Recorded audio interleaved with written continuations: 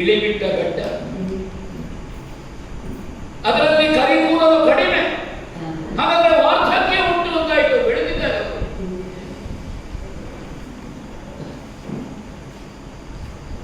ಅವರ ಮುಖದಲ್ಲಿರುವಂತಹ ಏನು ಬೆಳಕು, ವಾನನ್ನು ನೋಡಬೇಕಾಗಿಲ್ಲ.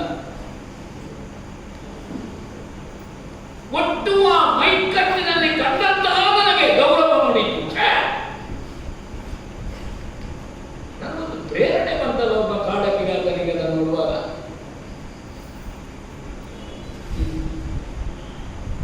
105 ಮಂದಿ ನಾ ಬೆರಳಿನಲ್ಲಿ ಲೆಕ್ಕ ಮಾಡಿದ್ದು ಸತ್ಯ ಅಂತಾದರೆ ಅಷ್ಟೂ ಮಂದಿಯಲ್ಲಿ ಏಕ ಪ್ರಕಾರವಾದ ಪ್ರೀತಿ, ಯಾರಲ್ಲಿ ಹೆಚ್ಚು ಇಲ್ಲ, ಯಾರಲ್ಲಿ ಕಡಿಮೆ ಇಲ್ಲ. ನಮ್ಮ ಮನೆಯಲ್ಲಿ ಮೊದಲ ಮಗನಲ್ಲಿ ಪ್ರೀತಿ ಹೆಚ್ಚು. ನಮ್ಮ ಮೊದಲ ಅಪ್ಪದದ್ದು ಅಮ್ಮ ಹುಟ್ಟಿದ ಕಾರಣವೋ, ಕೊನೆಯ ಮಗನಲ್ಲಿ ಕೊಂಡಾಟ ಹೆಚ್ಚು. ಅದು ಕೊನೆಯದ್ದಲ್ವೋ, ಕಿರಿಯವನಲ್ವೋ, ಮಧ್ಯದವರನ್ನು ಯಾರು ಕೇಳುವುದಿಲ್ಲ.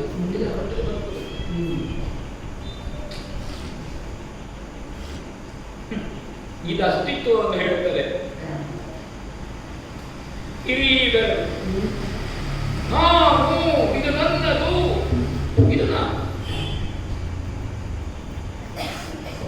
ಇದು ಸೌಲಭ್ಯವನ್ನು ಪಡೆಯುತ್ತದೆ. ಕೊನೆಯ ಕಿರುಬೆರಳು ಅದು ಸೌಲಭ್ಯವನ್ನು ಪಡೆಯುತ್ತದೆ.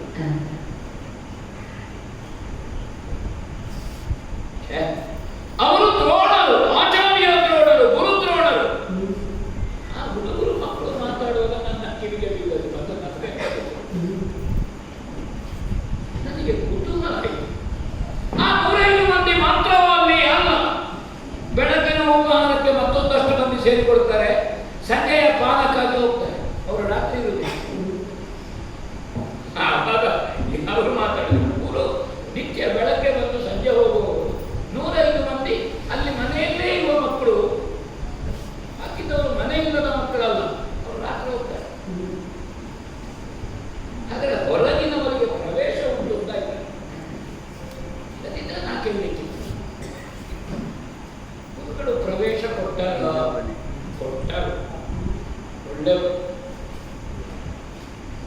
ಅವರು ಹೇಳಿಕೊಡುವ ಕ್ರಮ,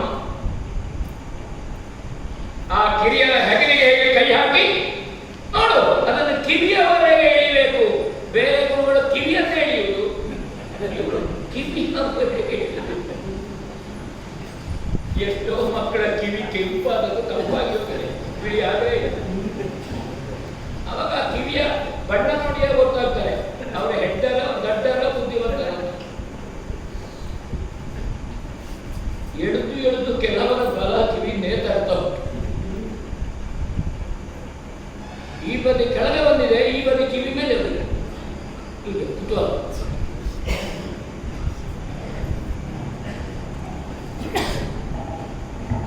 ಗುರುಗಳಾದ ದ್ರೋಣ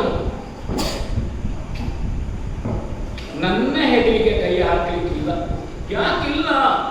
ಕೈ ಹಾಕುವುದು ಬಲ ಹೆಗಲಿಗೆ, ಆದ್ರೆ ಎಡ ಹೆಗಲಿನಲ್ಲಿ ನಂತರ ಎಂತ ಇಲ್ಲ. ಎಡ ಹೆಗಲಿನಲ್ಲಿ ಎಂತಾದ್ರೂ ಹೀಗೆ ಇಳಿಯು ನೇತಾಡುತ್ತಿದ್ರೆ ಬಲ ಹೆಗಲಿಗೆ ಕೈ ಹಾಕ್ತಾರೆ. ಹಾಕ್ಲಿಕ್ಕಿಲ್ಲ ಅಂತ ಹೇಳಲಿಕ್ಕೆ ಬರುವುದಿಲ್ಲ. ಕೆಲವರದ್ದು ಬೆಳಗ್ಗೆ ಇದ್ರೆ ಮಧ್ಯಾಹ್ನ ಅಭ್ಯಾಸ ಮಾಡಿ ಅವಾಗ ತುಂಡಾಗಿ ಕೆಳಗೆ ಬೀಳ್ತವೆ, ಆದ್ರೂ ಅವರು ಹೆಗಲಿಗೆ ಕೈ ಹಾಕ್ತಾರೆ. ಅದ್ರ ಮೊದಲಿತ್ತಲ್ಲ ಬೆಳಗ್ಗೆ.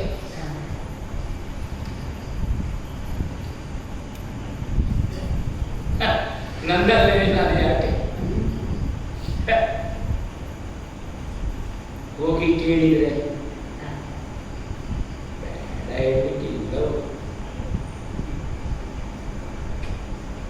ಇಲ್ಲ. ಒಂದು ವೇಳೆ ಬೇಡ ಹೇಳಿದ್ರೆ, ನಾ ಹೇಳಿದ್ರೆ ನಾವು ಹೇಗೂ ಬೇಡರವ, ಬೇಡರವ. ಮಗ ಇರು ಅಂತ ಹೇಳಿದಪ್ಪ, ಅಲ್ಲಿಗೆ ನನಗೆ ನನ್ನನ್ನು ಶಿಷ್ಯ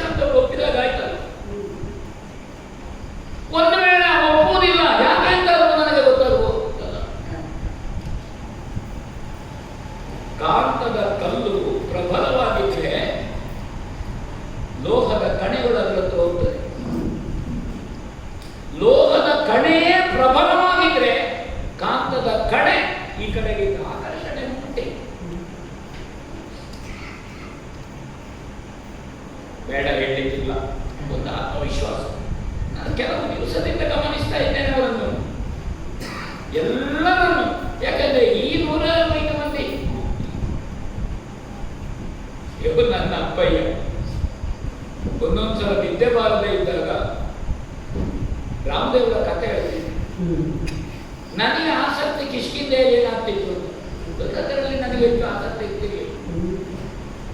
ಆವಾಗ ಅವರು ಕಥೆ ಹೇಳ್ತಿದ್ರು ಕಿಷ್ಕಿಂಧೆಯಲ್ಲಿ. ನನಗೆ ಅದನ್ನು ನೆನಪಿಸಿದ್ರೆ ಈ 105 ಮಂದಿಯಲ್ಲಿ ತುಂಬಾ ವ್ಯತ್ಯಾಸ ಕಾಣೋದಿಲ್ಲ.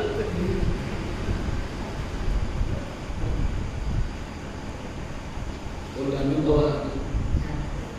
ಅನೇಕ ಸಲ ನಾವು ಕೆಲವರನ್ನು ನಾವು ಸಮೀಪ ಹೋಗಬಹುದು ಹೀಗೆ ಆಲೋಚನೆ ಮಾಡಿಯೇ ದೂರ ಉಳಿಯುತ್ತೇವೆ. ಅವರ ಸಮೀಪಕ್ಕೆ ಹೋಗೋದು ನಮಗೆ ಗೊತ್ತಾಗುವುದು. ತಂಬಿಗೆ ತಕೊಂಡು ಹೋದವನಿಗೆಲ್ಲ ಹಾಲು ಉಂಟು ಅಂತ. ಕೆಲವರ ಹತ್ರ ತಂಬಿಗೆ ತಕೊಂಡು ಹೋದವನಿಗೆಲ್ಲ ನೀರು ಹಾಲಿರುವುದು. ಕೆಲವರಲ್ಲಿ ತಂಬಿಗೆ ತಕೊಂಡು ಹೋದ್ರೆಲ್ಲ ಹಾಲು ನೀರಿರುವುದು. ವ್ಯತ್ಯಾಸ ಉಂಟಲ್ಲ. ಒಂದು ಹಾಲು ನೀರು ಅಂದ್ರೆ ಹಾಲಿಗೆ ನೀರಾಗ್ತದೆ, ನೀರು ಹಾಲು ಅಂದ್ರೆ ತಂಬಿಗೆಗೆ ಒಂದು ನೀರಾಗ್ತದೆ. ಅದಕ್ಕೆ ಹಾಲು ಹಾಲಲ್ಲವಲ್ಲ. ಸತ್ಯ ಗುರುಗಳನ್ನು ಸುತ್ತುವರೆದು ಯಾರು ಇಲ್ಲ. ಇಲ್ಲಿದ್ದರೆ ಹತ್ರ ಹೋಗಿ ಗೊತ್ತಿಲ್ಲ. ಒಬ್ಬರೇ ಇಲ್ಲ, ಕಣ್ಣು ಮುಚ್ಚಿ ಕೂತಿದ್ದಾರೆ. ಆಯಾಸದಿಂದ ಅಲ್ಲ, ಯಾಕೆ ಅಂತ ನಮ್ಗೆ ಗೊತ್ತಿಲ್ಲ. ನಾವು ಕಣ್ಣು ಮುಚ್ಚಿ ಕೂತ್ಕೊಳ್ಳೋದು ಆಯಾಸ ಆಗಲ್ಲ. ಮತ್ತೆ ಅಲ್ಲಿಗೆ ಕಾಲು ಉದ್ದ ಮಾಡೋದು. ಕಾಲು ಉದ್ದ ಮಾಡಿದ ಮೇಲೆ ಮತ್ತೆ ಅದರೊಟ್ಟಿಗೆ ತಲೆ ಬರುತ್ತೆ. ಆವಾಗ ಮರದ ಬೊಟ್ಟೆ ಸಿಗ್ತದೆ. ನಮಗೆ ನಿದ್ರೆ ಮಾಡಲಿಕ್ಕೆ ಅದು ಸಾಕಾಗ್ತದೆ. ಕೆಲವೊಮ್ಮೆ ನಮ್ಮ ರಟ್ಟೆಯೇ ನಮಗೆ ದಿಂಬಾಗುವ ಕ್ರಮ ಉಂಟು. ಅದೇ ಇನ್ನೊಬ್ಬನ ರಟ್ಟೆಯನ್ನು ದಿಂಬು ಮಾಡುವ ಜನ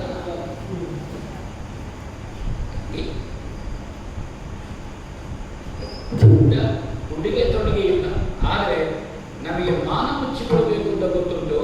ನಮ್ಮ ಮಾನದ ವ್ಯಾಪ್ತಿ ಗೊತ್ತುಂಟು. ಎಷ್ಟು ಸಣ್ಣದೇ ಮಾನ ವ್ಯಾಪ್ತಿಯಿಂದ ದೊಡ್ಡದಲ್ಲವಲ್ಲ. ಇರುವ ಮಾನವನ್ನು ಸರಿಯಾಗಿ ಮುಚ್ಚಿದ್ದಾಗ ಅವಮಾನವಂತ. ಅಷ್ಟೇ. ಮನುಷ್ಯ ಪ್ರಾಣಿ ಅಂತ ಪ್ರಯೋಗ ಇಲ್ಲ ಪ್ರಪಂಚದಲ್ಲಿ. ಮನುಷ್ಯನು ಪ್ರಾಣಿಯೇ, ಮನುಷ್ಯ ಪ್ರಾಣಿ ಅಂತ ಹೇಳಲಿಕ್ಕಿಲ್ಲ.